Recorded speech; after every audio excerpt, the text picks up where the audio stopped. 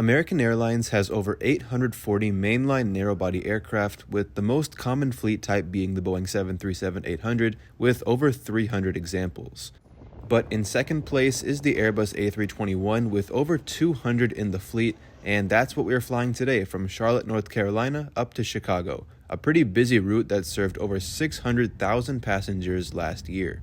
This is my first time flying American's A321 since the dreaded Kodiak retrofit, so let's see what the experience is like on this 90-minute flight.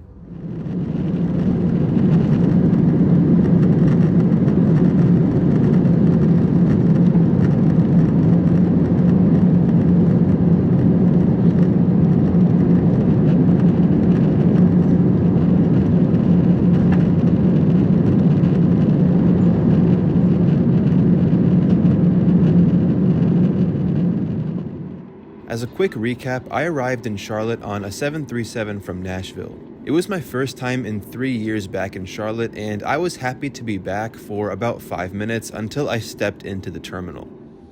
CLT is American's second largest hub, impressively enough, and during peak hours, it is absolutely packed.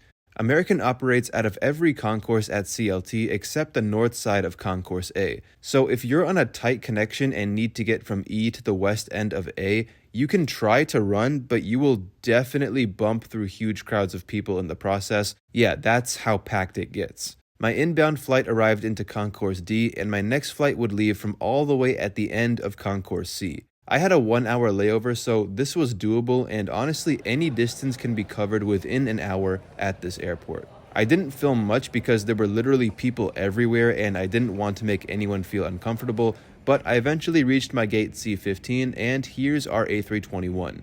November 979 Uniform Yankee, interestingly enough, originally started out as November 569 Uniform Whiskey with US Airways, but for some reason, American re-registered it 2 years after the merger. Boarding started on time, and as usual for this route, the flight was completely packed. The majority of American's A321 fleet has 190 seats. These former US Airways A321s used to have 187 seats, but with the Kodiak retrofit, one more row of first class was added, along with one main cabin seat. So as the first class cabin was expanded, the main cabin shrank but added one more seat, meaning seat pitch was decreased. There are 20 first-class seats and 170 in main cabin, with the first few rows and all exit rows having main cabin extra seats. I am seated in 22A, which is located right in front of a bulkhead thanks to a lavatory right behind. As such, there is barely any recline, but the seats are comfy enough. The seat back has a literature shelf at the top, followed by a personal device holder, a USB-A port off to the side, tray table, and a netted seat pocket at the bottom. Seat pitch is 30 inches, which is good unless you have a large bag in front. The former US Airways aircraft previously never had any in-seat power whatsoever, but at least now on the A321, all main cabin seats have universal power outlets. And then if you care to look up, you have personal reading lights, air vents, and call buttons.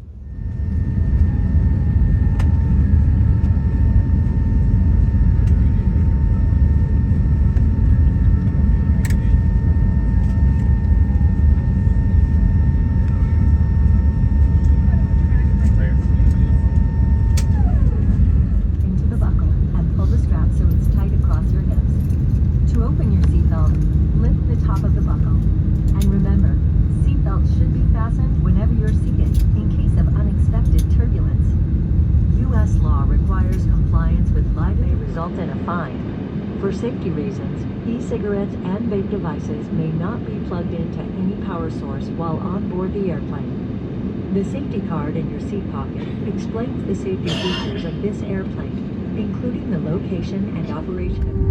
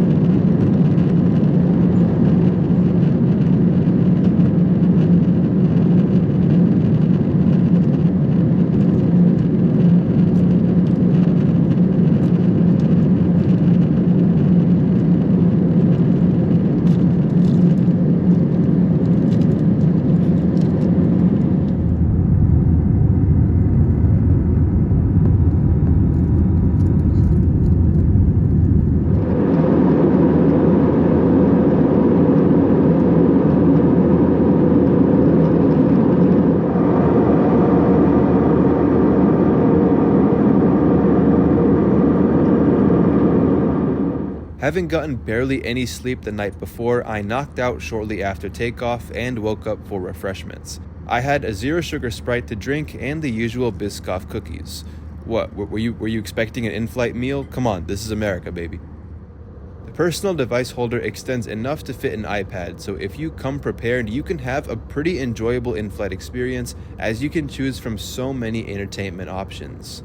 Internet access as usual requires a fee, and a flight pass today was $12. But if you want, you can simply watch a short advertisement and then get free access to the internet for about 20 minutes.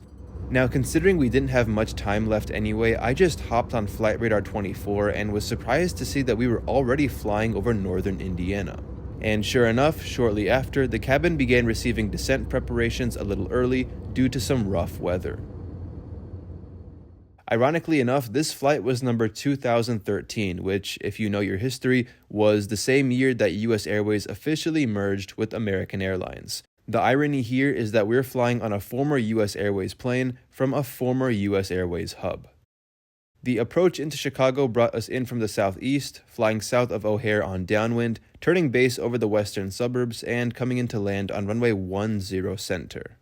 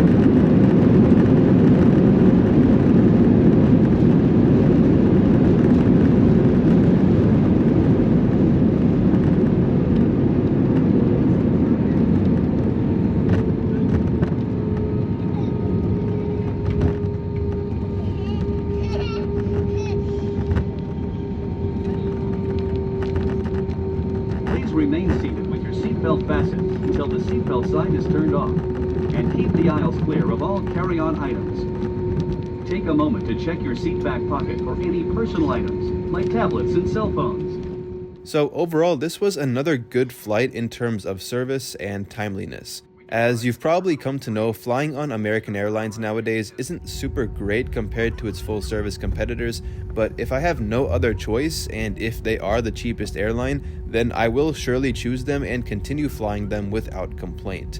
My main takeaway from today is that I'm definitely going to start avoiding Charlotte if I can, at least during the morning rush hours.